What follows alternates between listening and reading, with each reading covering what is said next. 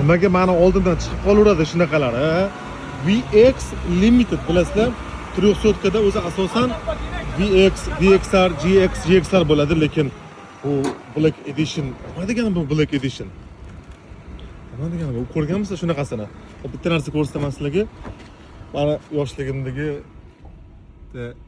jinsi ishimiz bo'lardi.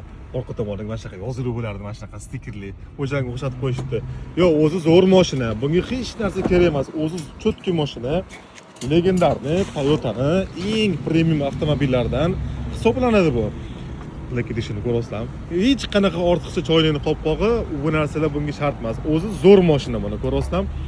Buni 4 litrligi ham bor, 3.5 twin turbo gibrid motorda ham bor.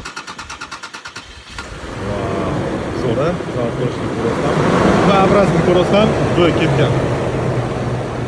Xo'p, kimgadir qiziq bo'lsa, aloqaga chiqinglar. Shunaqa shildingsiz jo'natib berishimiz mumkin.